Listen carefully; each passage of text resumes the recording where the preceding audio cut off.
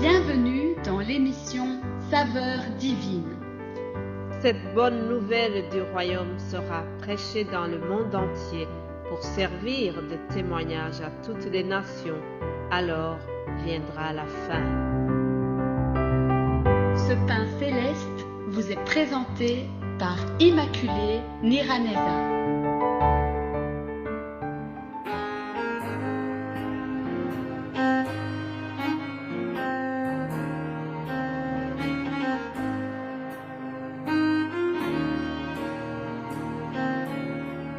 Shalom, shalom, bien-aimés de Dieu, que la paix de Christ soit avec vous. J'espère que vous avez passé une belle nuit, pour les autres, que vous avez passé une belle journée. Et alors, ensemble, nous allons continuer notre méditation de la semaine. Comme vous le savez, toute la semaine ici a été consacrée sur la notion de paix. Jésus nous promet une paix spéciale, une paix qui n'est pas comme celle de ce monde. Alors, avant de continuer, je voudrais dire quelques notions sur des faits historiques. Dans sa nature, l'être humain a besoin de la paix. L'être humain a besoin de sécurité. C'est un besoin naturel. C'est ainsi que, par exemple, en 1919, il y a eu la création de ce que l'Europe a appelé la Société des Nations. La Société des Nations avait le but de maintenir la paix en Europe après la Première Guerre mondiale. Il fallait donc maintenir la paix. Alors, cette Société des Nations a été créée, mais pour finir, elle a été remplacée par une autre organisation que vous connaissez beaucoup, l'Organisation des Nations Unies. Celle-ci fut créée le 24 octobre 1945. Alors, il y a eu 51 États qui ont signé une charte pour la paix. Le projet était vraiment génial, oui. Le projet des Nations Unies reposait sur la conviction que tous les États doivent coopérer ensemble afin de résoudre les conflits, mais d'une manière pacifique. Il fallait améliorer la vie de chacun et il fallait faire tout pour éviter les conflits. Voilà l'esprit dans cette création des Nations Unies. C'était dans cet esprit-là. C'était vraiment un très bel objectif. Je n'ai pas été au siège des Nations Unies, mais j'ai appris que au siège, il y aurait une pancarte où nous pouvons lire le verset que nous trouvons dans Ésaïe chapitre 2 au verset 4. Il est écrit ceci. Il sera le juge des nations, l'arbitre d'un grand nombre de peuples. De leurs glaives, ils forgeront des oyaux et de leurs lances des serpes. Une nation ne tirera plus l'épée contre une autre et on n'apprendra plus la guerre. C'est vraiment un bel objectif. C'est dans cet esprit que les Nations Unies ont été créées. C'était pour dire que aussi une nation ne tirera plus l'épée contre une autre. Cependant, chers amis, ce rêve a été effondré. Ah oui, l'actualité est là pour nous prouver que c'était un rêve. C'était de l'utopie. Aujourd'hui, je ne vous apprends rien parce que les informations nous disent que la Russie vient d'attaquer l'Ukraine. Alors, peut-on dire encore qu'une nation ne tirera plus sur une autre? Le rêve de l'ONU qui est effondré.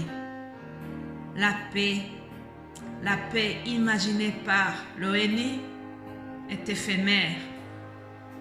C'est pour cela que Jésus nous propose une paix à lui, une paix qui n'est pas comme celle donnée par le monde, une paix qui est différente de la paix que nous promet les Nations Unies. C'est une paix qui repose sur l'action du Saint-Esprit.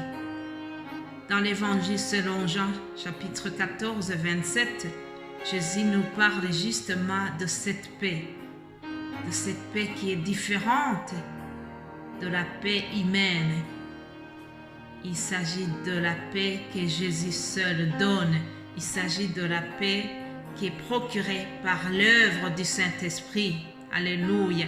Bien avant cela, Jésus-Christ promet à ses disciples que le Saint-Esprit va arriver. C'est ce qui précède ce passage. Et c'est l'action du Saint-Esprit qui est capable de donner la paix dans le cœur de l'homme. Oui, chers amis, si nous avons la paix qui nous vient du Saint-Esprit, cette paix, elle est durable. Cette paix, elle n'est pas passagère. Cette paix est fondée sur les principes du royaume de Dieu. Alléluia. Cherchons la paix qui est durable. Cherchons la paix qui nous vient du Saint-Esprit. Alléluia. L'apôtre Paul nous donne aussi un conseil de comment préserver la paix. Lisons Romains 12, 17. Il dit ceci: ne rendez à personne le mal pour le mal. Recherchez ce qui est bien devant tous les hommes. Et s'il est possible, autant que cela dépend de vous, soyez en paix avec tous les hommes. Alléluia. Soyez en paix avec tous les hommes. Voilà, chers amis. Voilà un bon conseil. Voilà un conseil biblique. Voilà un conseil de la parole de Dieu. Le christianisme est une religion de paix. Christ est le prince de la paix. Alléluia. Cherchons la paix. Vivons en paix autour de nous. Ne rendons à personne le mal pour le mal. Recherchons ce qui est bien devant tous les hommes. Voilà une manière de vivre. Voilà un conseil que je peux vous laisser pour clôturer ce message aujourd'hui. Nous allons prier. Père Céleste, nous te remercions. Merci d'avoir envoyé Jésus-Christ, ton Fils.